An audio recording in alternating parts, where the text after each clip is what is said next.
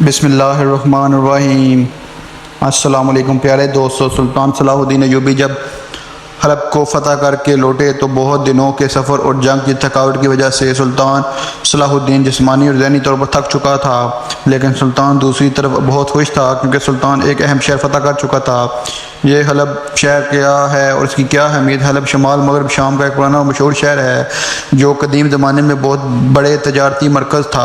Baghdad جانے والے تجارتی قافلے یہیں سے ہو کر جاتے تھے۔ 1000 سال قبل مسیح میں بھی اس کو خاص اہمیت حاصل تھی۔ بازنطینی عہد حکومت نے اس کو بڑی ترقی دی۔ 7ویں صدی میں اس پر عربوں نے قبضہ کیا۔ 10ویں صدی میں یہ پھر بازنطینیوں کے قبضے میں چلا گیا۔ 11ویں صدی کے آخر میں اس پر سلجوق ترک قابض ہو گئے۔ یہاں 24 میں صلیبیوں نے اس کو محصور کر لیا۔ 983 میں سلطان صلاح الدین ایوبی نے اس پر قبضہ کر کے اس کو خوب مضبوط کیا۔ 1260 میں اس پر ہلاکو خان اور 1401 میں امیر تیمور نے قبضہ کیا۔ 1517 میں پھر عثمانی ترکوں کے قبضے میں آیا۔ 40 سال اس پر مصر کا بھی تسلط رہا۔ یہی ریشمی اور سوتی کپڑے کے کارخانے ہیں۔ کسی زمانے میں یہاں کا آئینہ بہت مشہور تھا۔ سلطان اپنے کمرے میں آرام کر کے باہر نکلا تو ایک آپ کا جاسوس خان علی بن سفیان سلطان صلاح الدین ایوبی کے سب سر جھکائے کھڑا تھا، اور سلطان صلاح الدین نے پوچھا، سفیان کیا بات ہے؟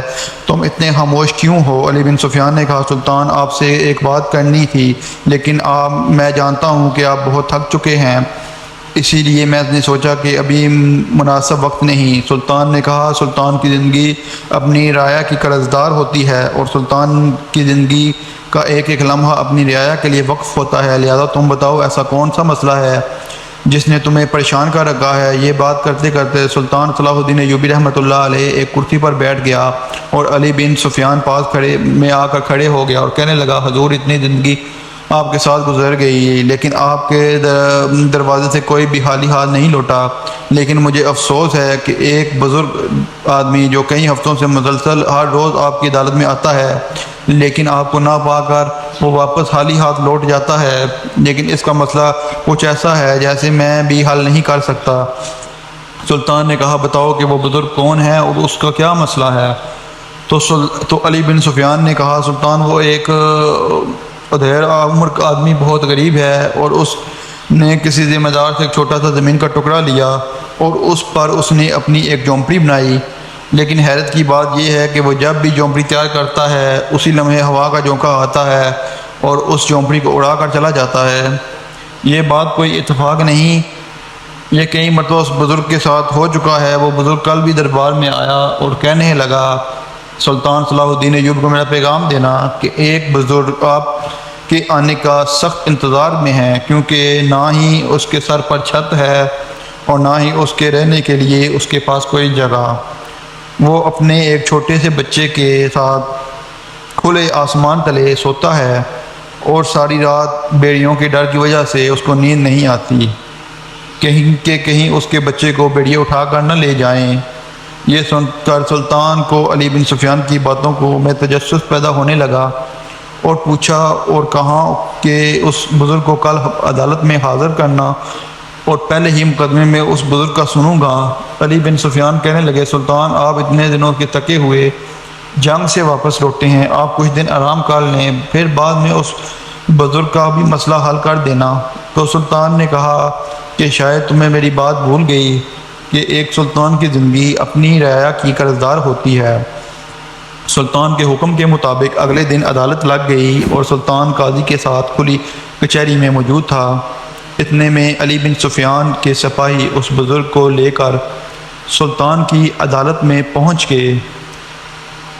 سلطان نے اس بزرگ کو دیکھا تو بڑا پریشان ہوا، کیونکہ اس کے کپڑے پھٹے ہوئے تھے، اس کے پیروں کی جوتی ٹوٹ چکی تھی جو کہ ایک جھونپڑی چمڑے کی سے بنی ہوئی تھی، اور خستہ حال بزرگ سلطان کی عدالت میں حاضر ہوا۔ تو سلطان نے کہا، بابا جی آپ اپنی تفصیل سے بتائیں۔ تو اس نے کہا، سلطان میں اپنے ایک گھوڑا زمیندار کو دیکھ کر اس سے ایک زمین کا ٹکڑا زمین کا لیا تھا، اور وہ میرا گھوڑا امیر اپنا نہیں تھا، میں نے جنگل سے ایک گھوڑے کے بچے کو اٹھا کر لایا تھا جو کہ بیمار پڑا تھا، میں اس کی دیکھ بھال کرتا رہا، وہ آ کر جوان ہوا۔ وہ گھوڑا مجھے بہت پسند تھا، لیکن میرے پاس رہنے کے لیے جگہ نہیں تھی، تو ذمہ دار نے ڈیمانڈ کی کہ تم مجھے اپنا گھوڑا دے دو تو میں تمہیں رہنے کے لیے جگہ دے دوں گا۔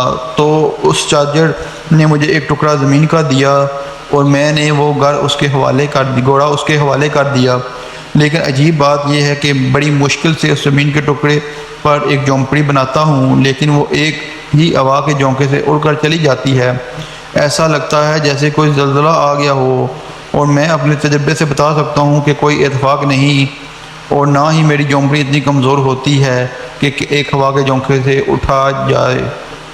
سلطان نے کہا، اے بزرگ، تم دوبارہ جھونپڑی بناؤ، یہ اتفاق بھی تو ہو سکتا ہے، کیونکہ موسم آج کل بہت خراب ہے، آندھی اور طوفان کی وجہ سے بڑے بڑے قلعے ہل کے رہ جاتے ہیں، تو پھر جھونپڑی کیا ہے؟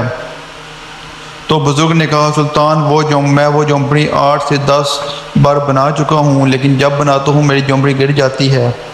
سلطان بڑا حیران ہوا اور سلطان کو تجسس بڑھنے لگا۔ سلطان نے علی بن سفیان کو حکم دیا کہ کل صبح تم اپنے سپاہی لے کر اس جگہ پر جانا اور اس جگہ کے نیچے کھدائی کرنا، اور مجھے یقین ہے کہ اس زمین کے ٹکڑے میں بہت بڑا راز ہے۔ سلطان کے حکم پر علی بن سفیان چند طاقتور سپاہیوں کو لے کر وہاں پہنچ گیا اور کھدائی کا کام شروع کر دیا۔ دیکھتے ہی دیکھتے کھدائی ہو گئی۔ تھوڑی دیر کے بعد سپاہیوں نے علی بن سفیان کو کہا کہ نیچے کچھ موجود ہے۔ علی بن سفیان نے کہا کہ مزید کھدائی کرو۔ جب سپاہی نے مزید کھدائی کی تو اس کے نیچے سے ایک صندوق نکلا جس میں بہت سارا سونا بڑا ہوا تھا۔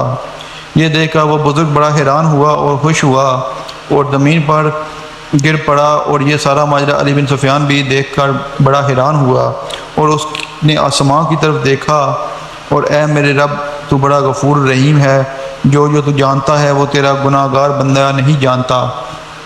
اس کے بعد علی بن سفیان وہ سونا اور بزرگ کو لے کر سلطان کی خدمت میں حاضر ہوا اور سارا ماجرا سنایا۔